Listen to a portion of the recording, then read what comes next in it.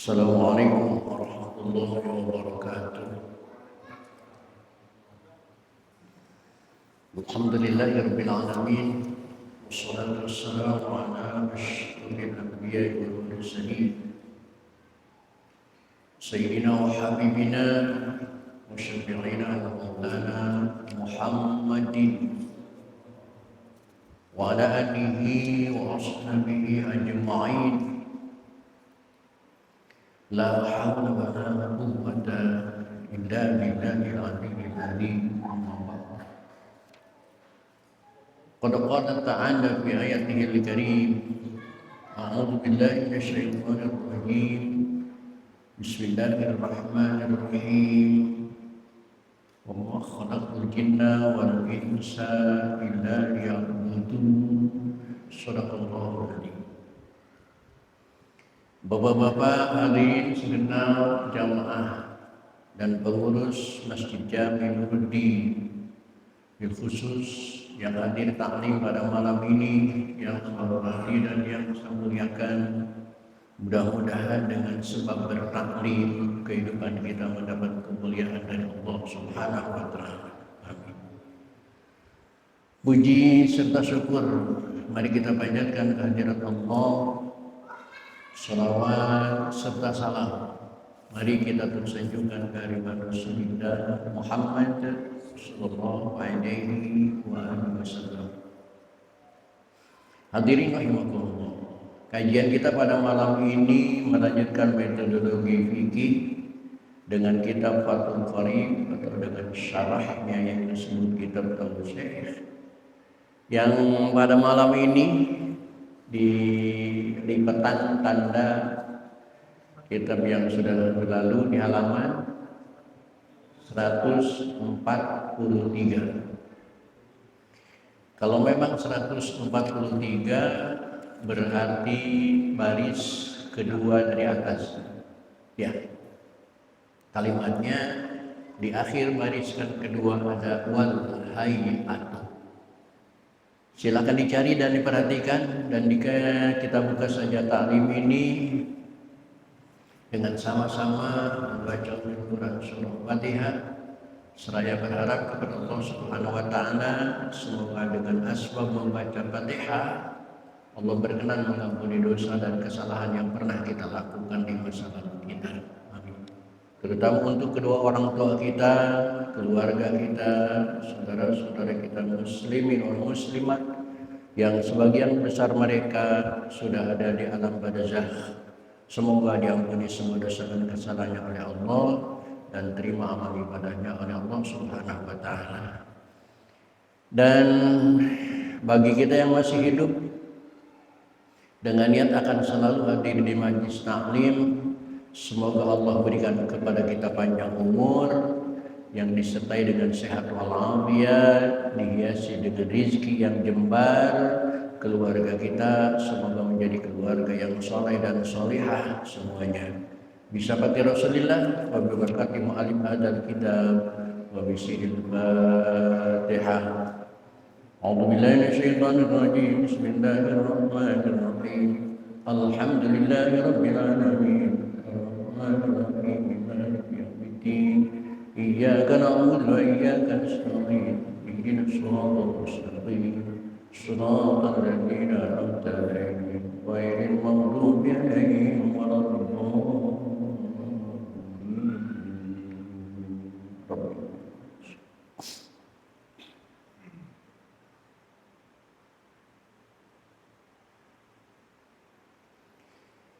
Bismillahirrahmanirrahim. Wal hayatu.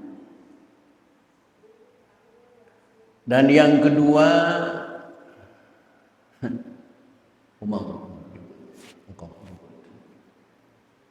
yang sering kita tinggalkan di dalam sholat adalah sunnah hayat. Apa itu sunnah hayat? Adalah pertingkah. Hayat itu pertingkah manusia. Biasanya manusia tidak ada gerakan tanpa bicara. Maka begitu juga di dalam sholat, setiap kita kali gerakan pasti disertai dengan pembicaraan. Namun di dalam sholat pembicaraannya tidak lepas dari sebuah kalimat Allahu Akbar. Mau ruku Allahu Akbar, mau sujud Allahu Akbar, dan lain sebagainya. Dan kata-kata itu disunahkan di dalam sholat. Padahal sehari-hari kita juga tidak lepas dari kata-kata itu. Biasanya kalau udah tua mau bangun, aduh, mau duduk, enak amat. Setelah duduk, alhamdulillah. Mau makan, bismillah. Setiap kali gerakan biasanya kita sebagai manusia disertai dengan kata-kata. Cuman kalau di luar sholat, kata-katanya terserah kita. Mau alhamdulillah, mau subhanallah, mau tabarakallah. Tetapi karena ini dalam sholat, yang namanya sholat itu sudah didesain oleh Rasulullah, maka yang Rasul ajarkan kepada kita kalimatnya satu, yaitu Allahu Akbar. Rasul bersabda, "Shallu kama ra'aitumuni usolli." Salatlah kalian sebagaimana kalian melihat bagaimana cara aku salat. Inilah salat Rasulullah sallallahu alaihi wasallam yang dicatat oleh para sahabat, dicatat oleh salafus saleh, dituangkan oleh para ulama mutaakhir. Di antaranya sunnah hayat itu katasbihati, ialah seperti membaca tasbih. Ketika ruku kita membaca tasbih subhana rabbiyal azimi wa bihamdihi, yang biasanya dibaca 3 kali. Ketika sujud juga kita baca tasbih, baca tasbihnya subhana rabbiyal a'la wa bihamdihi, yang biasanya 3 kali, dan lain sebagainya. Wa nahwihima, dan wa nahwiha, dan sebagainya. Nah, hayat itu adalah mimma la yujbaru bisujudi, dari apa-apa yang tidak mesti ditambal dengan sujud sahwi. Kalau kemarin kita bahas sunnah ab'ad, ketika ketinggalan atau ditinggalkan, maka kita harus menambahnya dengan sujud sahwi. Yang kedua ini sunnah hayat, ketika ditinggalkannya tidak dianjurkan melaksanakan sujud sahwi.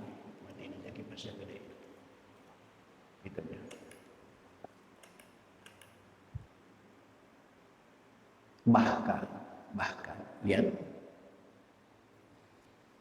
la ya'udul musalli, maka tidak boleh orang yang sholat itu kembali ilaiha, kepadanya, ba'da tarkiha, sesudah meninggalkannya. Ketika sunnah hayat itu ditinggalkan dengan sengaja atau ketinggalan secara lupa, lalu tiba-tiba setelah kita beralih kepada rukun sholat sebelumnya, tiba-tiba ingat bahwa barusan tidak melaksanakan sunnah hayat, maka hukumnya la ya'udul musalli ilaiha ba'da tarkiha, tidak boleh kembali lagi ke posisi melaksanakan sunnah hayat. Contoh, ketika kita ruku mungkin ngelamun, bahasa bewok malawung, non malawung, ingat kalau wong malawung nggak baca tasbih, begitu bangun sami Allahu liman, tadi saya nggak baca tasbih, ketinggalan tasbih. Maka ketika kita sudah berdiri tegak dalam posisi i'tidal, dilarang keras kembali ke posisi ruku hanya untuk baca tasbih. Itu dilarang karena baca tasbih termasuk sunnah hayat. Begitu juga ketika sujud tidak baca subhana rabbiyal a'la wa bihamdihi, begitu duduk tidak boleh lagi ke posisi sujud hanya untuk baca subhana rabbiyal a'la wa bihamdihi. Dan kalau seandainya terjadi waktu ruku tidak baca tasbih, ketika i'tidal baru ingat baca tasbih, kembali ke ruku untuk baca tasbih. Dan atau ketika sujud tidak baca tasbih, lalu bangun untuk duduk antar dua sujud, teringat bahwa tadi sujud tidak baca tasbih, kembali lagi ke sujud hanya untuk baca tasbih, maka batalat sholatmu, batal sholatnya. Hati-hati. Batal sholatnya. Udah, yang berlalu biarkanlah berlalu, lewat aja, lanjut aja, tidak ngaruh, tidak membatalkan, sama sekali tidak membatalkan. Nah, bagaimana kalau tidak boleh kembali membaca tasbih lagi? Boleh nggak ditambal dengan sujud sahwi saja? Wala yasjudu lisahwi, dan tidak mesti sujud karena lupa. Walaupun tadi tidak baca tasbih alasannya karena lupa, tetapi karena ini sunnah hayat yang sudah ditinggalkan, tinggalkan biasa saja. Oleh karena itu tidak boleh ditambal dengan sujud sahwi. Oke Ustadz, kalau ditambal dengan sujud sahwi saya logis, kalau ketinggalannya kena lupa, karena Allah Maha Pengampun kalau lupa. Saya tadi meninggalkannya sengaja bengong aja, sengaja nggak lupa. Nah, sawaun taraka amdan au sahwan, sama saja ia meninggalkan sunnah hayat itu dengan sengaja atau lupa, hukumnya sama. Mau lupa apalagi sengaja, tidak boleh kembali menyusul untuk baca tasbih dan tidak boleh ditambal dengan sujud sahwi, karena itu hukumnya sunnah hayat.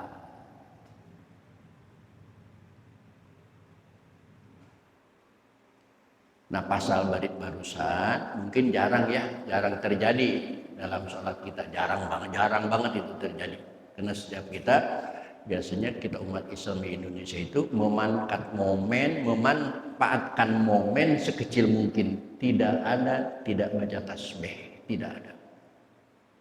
Yang sering kali terjadi ini di depan ini, kalimat yang akan datang ini sering kali terjadi.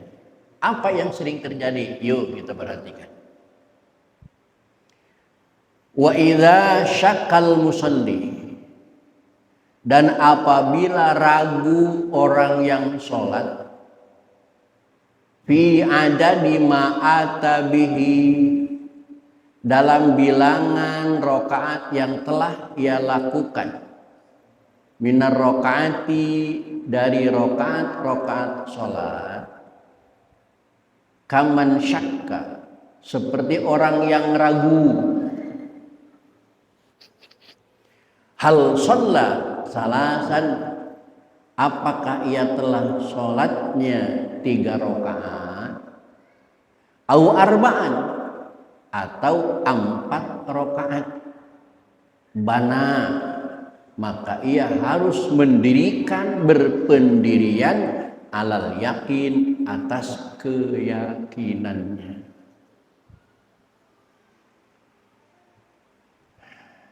Man syakka, ketika seseorang dalam sholat duhur, asar dan isya bangun 1 rakaat timbul keraguan, hal sholat salasan, ini sholat saya ini yang ketiga rakaat, au arba'an, atau yang keempat rakaat. Bapak-bapak pernah mengalami ini?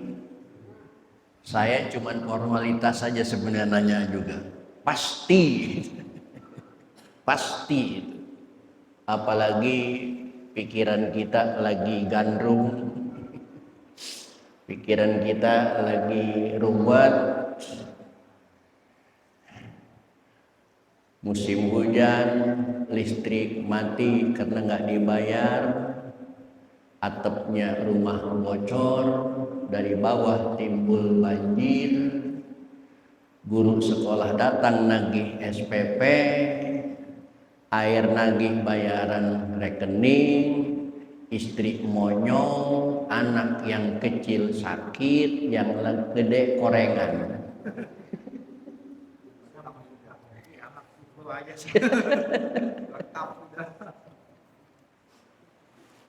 Sholat dhuhr wajar. 3 apa 4 ini? 3 apa 4. Maka dalam kondisi dan posisi seperti itu, bana alal yakin, ambil pendirian atas keyakinannya. Hadirin kaum muslimin rahimakumullah. Dalam hati kita ada 4 level ingatan. 1, yakin 100%. 2, zon 75%. Yes or no. 3, syak 50%. 50-50. Yes or no. Yang keempat adalah waham, hanya 25%. Maka ketika terjadi kepada kita peristiwa yang seperti tadi, ini sholat 3 rakaat atau 4, 3 rakaat atau 4, tanya hati kita, yakin kemana?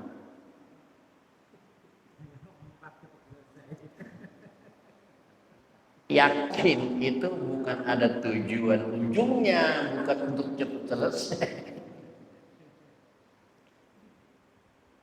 Oh yakin 4, lanjutkan salat. Yakin 3,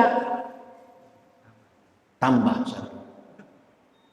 Ketika zon turun dari yakin, ini cukup yakin aja, nggak sampai ainul yakin, nggak sampai hakul yakin, cukup yakin aja. Karena yakin kan ada 4 tingkatan. Ada ilmul yakin, ada ainul yakin, ada hakul yakin. Tingkatan. Cukup yakin aja dah. Kalau tidak yakin, ragu. Tapi rasanya 4. Rasanya itu bukan yakin. Zon. Kekuatannya hanya 75%. Maka kalau kekuatannya 50%, bana alal yakin, yakinkan hati kita bahwa sholat itu masih kurang. Karena sebenarnya ketika kita ragu antara 3 dan 4, coba Bapak berpikir luas, coba Bapak berpikir steril, Bapak berpikir jujur. Ketika hati kita mengatakan ini 3 rakaat atau 4 rakaat, yang ragu yang mana? Yang 3 apa yang 4? Yang yakin yang mana? Yang 3 apa yang 4? Coba pikir dulu.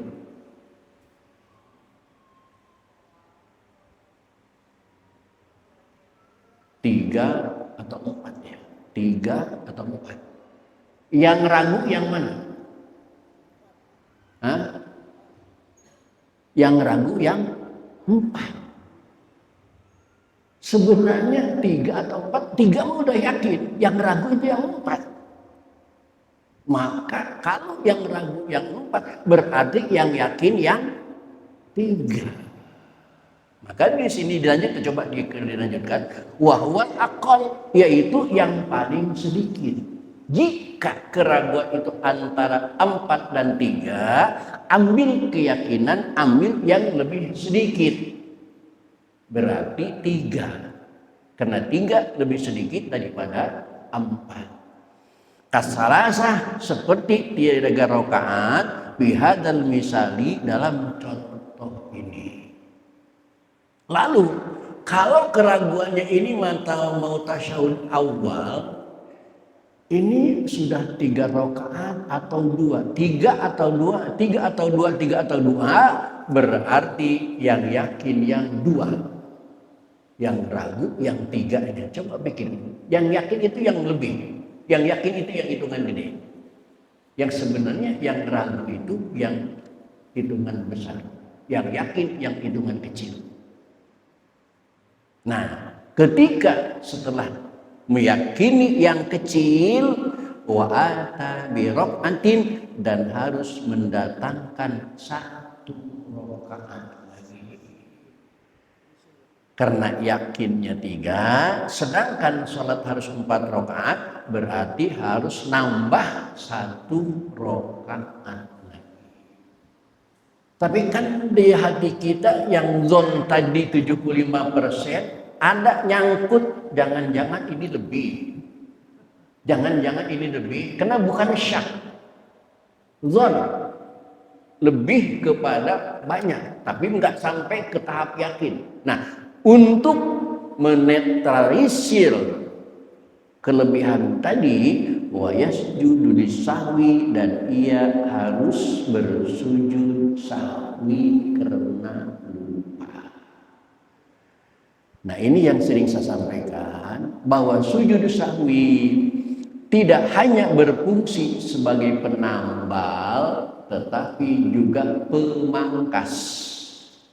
Sujud sahwi berfungsi sebagai penambal apabila ada kekurangan dalam sholat, tidak tasyahud awal, dalam sholat subuh tidak baca kunut, kekurangan-kekurangan karena tidak tasyahud awal dan tidak baca kunut, maka kekurangan itu ditambal, disempurnakan dengan sujud sahwi. Dan sujud sahwi berfungsi juga ketika kita lebih rakaat, ketika kita lebih rukun, kelebihan rukun dan lain sebagainya, itu juga berfungsi sujud sahwi, namun bukan sebagai penambal tetapi sebagai pemangkas.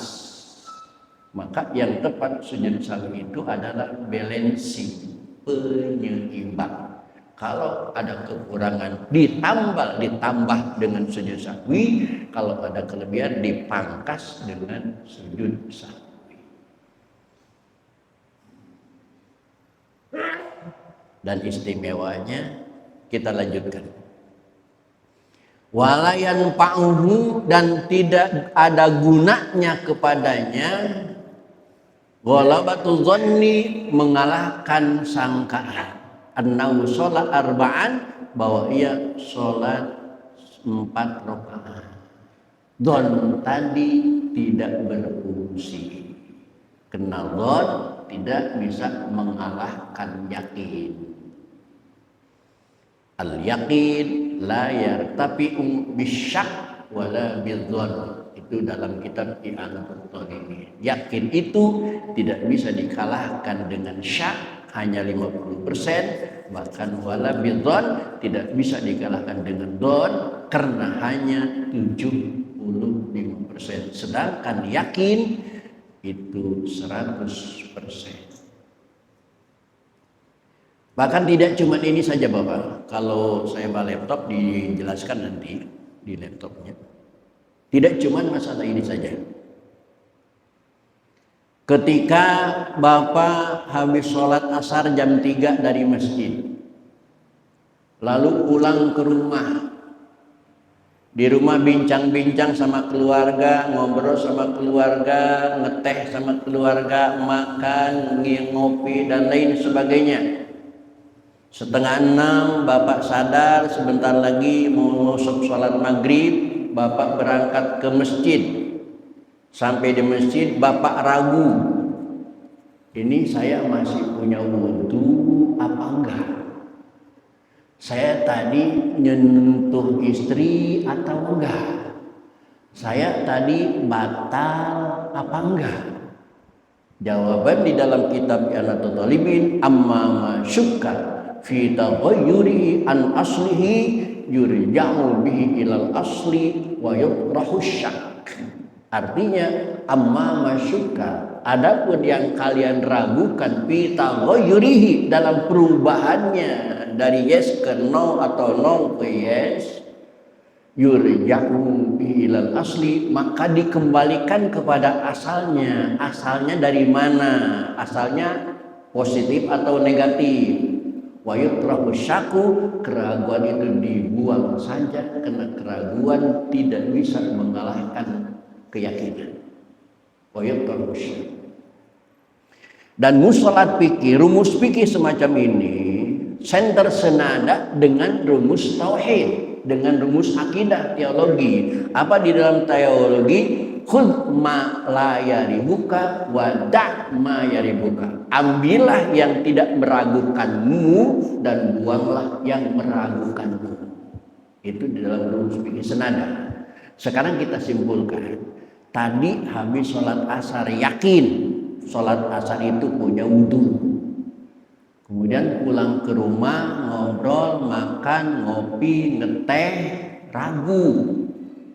Saya nyentuh istri apa enggak? Saya batal apa enggak? Yang ragu punya wudunya apa batalnya? Yang ragu batalnya. Wudunya yakin kena sholat asar. Maka yang terus kembalikan yurja'u bila asih, kembalikan ke asalnya juga habis sholat asar saya punya wudu. Adapun keraguan saya batal, wa yutrahu, buang saja jauh-jauh keraguan, karena keraguan tidak akan bisa mengalahkan keyakinan. Maka sholat saja tanpa wudu lagi, karena hakikatnya kita masih punya. Sebaliknya, kita bangun tidur, mendengar tarhim di masjid, assalatu wassalamu alaihi. Boleh tarhimnya.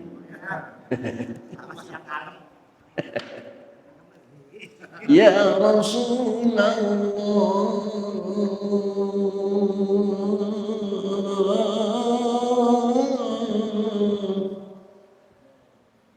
kamar mandi, sikat gigi, selesai, masuk kamar, mau sholat. Saya tadi di kamar mandi wudu apa enggak ya? Wudu apa enggak? Jawabannya, amma ma syukka fi taghayyurihi an aslihi yurja'u bi ilal asli. Yakinkan kepada sebelumnya. Sebelum kita ke kamar mandi yang dinyatakan wudu atau enggak, sebelum masuk ke kamar mandi punya wudu atau tidak? Tidaklah, karena habis tidur. Yakin tidak punya wudu? Yakin tidak punya wudu karena tidur. Baru ke kamar mandi ragu wudu apa enggak? Yang ragunya wudunya apa enggaknya? Wudunya berarti khudh ma la yaribuka wa da' ma yaribuka, kembalikan kepada asalnya. Asalnya saya tidak punya wudu, ragu wudu atau belum berarti yakin saya tidak punya wudu. Kembali ke asal. Bahkan di dalam fikih tadi amma masyuka fi taghayyur asli wa jalb asli, di dalam ilmu tauhid khudh ma la yaribuka wa da' mayaribuka, di dalam ilmu sorof dan nahu al aslu qawiyun anil far'i. Itu 3 materi agama semua senada sepakat. Al aslu qawiyun anil far'i. Ya. Tapi Ustaz, teman-teman saya banyak yang ngomong bahwa ketika saya bangun lagi ke rakaat yang keempat, menurut saya di belakang teriak, Pak Haji Herman teriak, Pak Haji Saiful teriak, wih ini sholat 2 rakaat ini. Jangan-jangan gara-gara diangkat menjadi menteri agama ini. Bagaimana kita boleh mendengar ucapan lain, usulan lain, protes orang lain, masukan orang lain, wala ya'malu biqali ghairihi lahu, dan tidak boleh mengerjakan dengan perkataan orang lain kepadanya. Enggak usah digubris. Karena kadang-kadang orang lain itu bercanda. Apalagi Haji Saiful, Haji Herman. Kadang-kadang cuma ngerjain doang. Begitu dikatakan 5 rakaat, dulu lagi salam. Begitu selesai salam, lu baru 4 rakaat bro, sholat lagi akhirnya. Maka jangan percaya.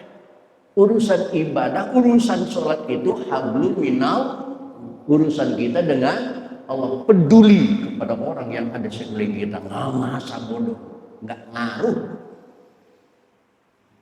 Walaupun orang itu mengatakan annahu shalla arba'an, bahwa ia sholat sudah 4 rakaat. Masa bodoh, gua bukan sholat untuk lu, untuk Allah. Dan Allah sudah mengatur koridornya, sudah mengatur juklaknya lewat ulama fikih yang ada di dalam kitab ini di antaranya. Tapi Ustaz, yang ngomong itu bukan cuma 1 orang, 2 orang, banyak. Lanjutkan kita. Walau balagha dzalikal qail, meskipun sampai orang yang berkata itu ada tawatur kepada bilangan mutawatir berturut-turut, sampai lebih 3 orang, 4 orang mengatakan hal yang sama, bahwa kita sholat duhur 5 rakaat, bahwa kita sholat asar 5 rakaat, bahwa kita sholat isya 5 rakaat. Tidak ngaruh, enggak ngaruh. Nah, itulah maka prinsip orang yang ibadah itu enggak mudah terpengaruh, karena di dalam hatinya iman kepada Allah. Selama imannya hidup, enggak ngaruh. Seperti ikan bandeng, ikan yang sering Haji Herman dan Haji Saiful jual, hidupnya di laut. Laut asin apa enggak? Asin. Selama ikan itu hidup, ikut asin enggak? Enggak. Walaupun seumur-umur hidup di air asin, kalau selama itu ikan hidup, tidak akan ikut asin walaupun hidupnya di air asin. Ketika sudah mati, digaramin asin enggak? Nah, gampang dipengaruhi kalau hatinya mati. Hati yang hidup itu enggak mudah dipengaruhi, enggak gampang. Maka iman kita harus selalu hidup. Prinsipnya kuat. Prinsip itu nomor 1.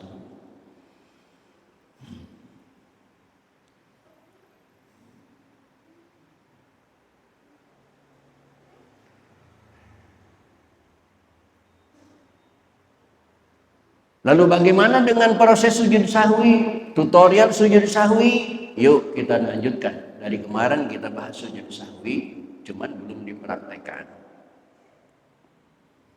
Saya yakin di antara bapak-bapak masih ada yang belum tahu bacaan sujud sahwi. Di sini akan dijelaskan nanti. Sujud sahwi, sujudnya itu baca apa?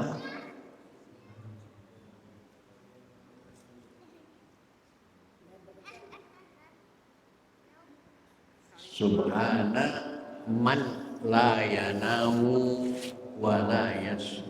Pilihan yang pertama, man la yanamu wa la yasu.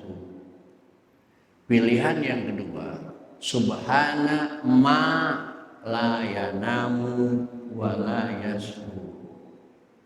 Yang kedua, subhana ma la yanamu wa la yasu. Pilihan yang ketiga, subhanalladzi la yanamu wa la yasu. Man ma ladzi dalam ilmu alfiah dikatakan waman wama wa al tusawi ma dzukir wa hakadza dzu inda tayyin syuhir sama. Man itu ma itu ladzi itu man. Oh, kapan kita ngajar alfiah ya, enak ya. Kalau udah ngajar alfiah, aduh enak. Nah, kalau tasbihnya oke, Bapak hafal. Doa yang dibaca ketika duduk di antar dua sujud, apa? Rabbi pilih. Rabbi pilih mah bacaan sujud normal, Bapak, bukan sujud sahwi. Ini sujud sahwi. Doa yang dibaca ketika duduk antara dua sujud sahwi, apa doanya? Hah? Belum.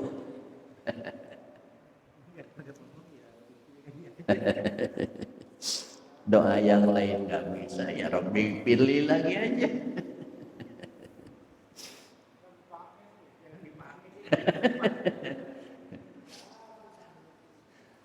Persoalnya bukan jarang dipakai, belum ada yang ngasih tahu sebenarnya. Kalau yang dipakai kan istilahnya lupa. Ini bukan lupa, memang belum tahu. Ya, makanya insya Allah dikasih tahu malam ini. Khawatir nanti ketika sujud sahwi kalau nggak dikasih tahu, nanya sama teman, bacanya apa? Jangan, malam ini dikasih tahu. Boleh nggak Robi pilih? Nanya sama teman. Wa sujud sahwi sunnatun, dan sujud sahwi itu sunnah. Kama sabaqa, seperti terdahulu.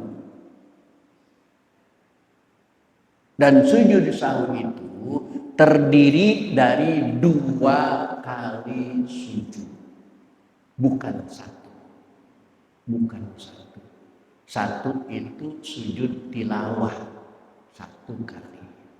Tapi kalau sujud sahwi itu 2 kali seperti sujudnya sholat.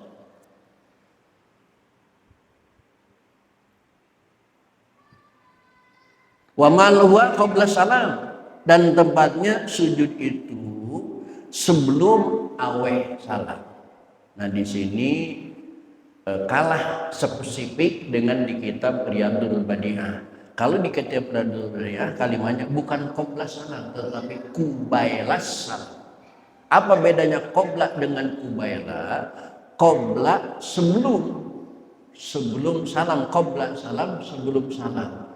Sebelum salam baca tahiyat juga sebelum salam. Begitu kita tahiyat akhir, sebelum baca sholawat juga belum salam. Jadi umum.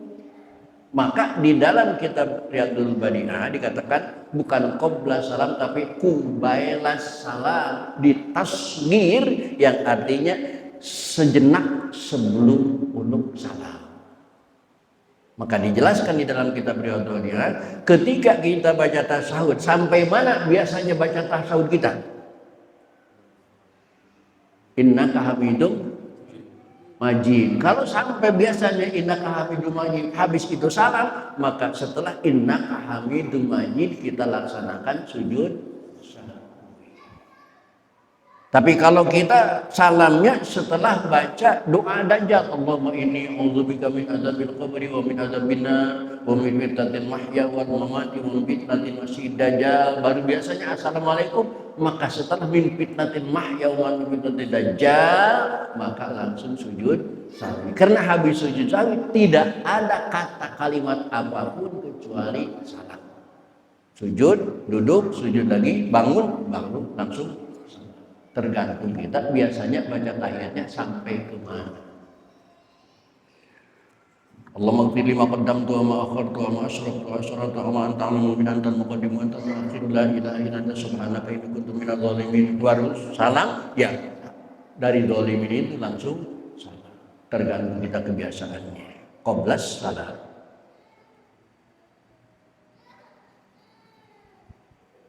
Fa'in salamal musalli, maka jika aweh salam orang yang sholat amidan, sengaja, aliman bisahwi, padahal dia mengetahui harus sujud sahwi.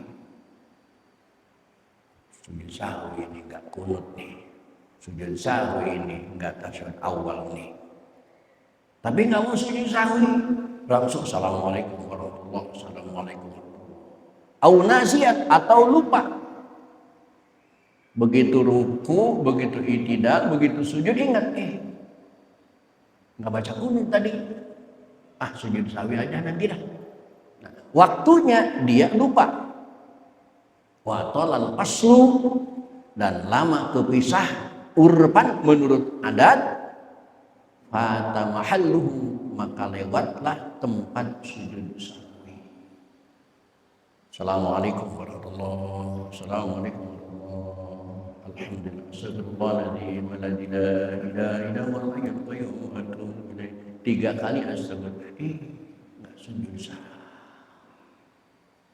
Maka kedua salah saat sujud sahwi, tidak berlaku lagi sujud sahwi, karena sudah lama. Al-faslu urban menurut adat, baca istighfar 3 kali itu sudah lama. Apalagi sudah keluar, sudah ngopi, baru ingat, kok sujud sahwi. Gak usah balik lagi, gak usah, biarin aja.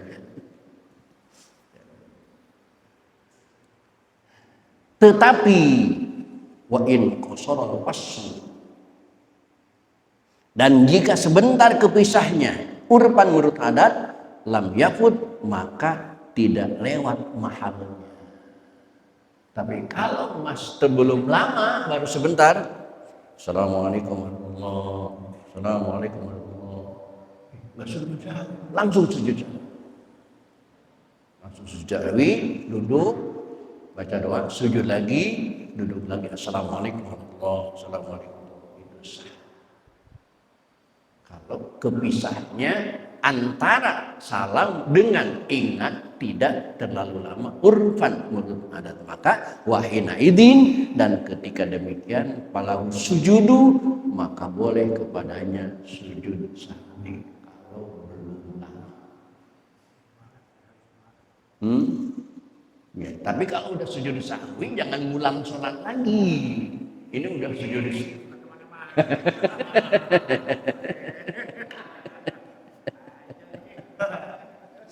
Ini udah sujud sahwi, ngulang sholat, seperti terjadi di tahun dulu 2024. Bahkan watarku, dan meninggalkannya sujud sahwi itu silahkan, mau dilaksanakan silahkan, mau ditinggalkan juga tidak apa-apa, tidak ada hubungan dengan sah dan batalnya sholat. Yang namanya sunnah mayusabu fa'iluhu wa la yu'aqabu tarikuhu, melaksanakan dapat pahala, meninggalkan tidak dapat sanksi apa.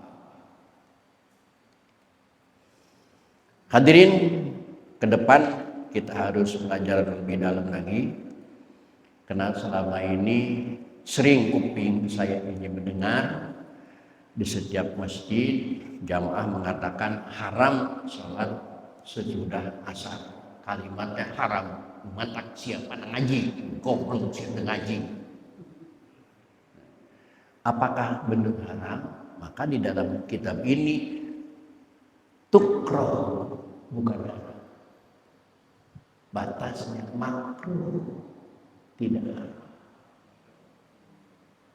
Makanya kalau ketemu lagi goblok si anak ngaji, makanya dia ngaji haram, sholat ternyata lu yang goblok, bukan haram, makruh.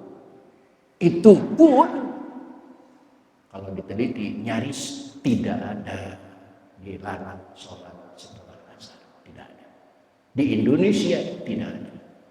Untuk orang Indonesia tidak ada. Jangankan haram, makruh pun tidak ada. Bagaimana membuktikan makhluk tidak ada? Insya Allah malam Rabu akan kita untuk malam itu sampai di sini. Assalamualaikum warahmatullahi wabarakatuh.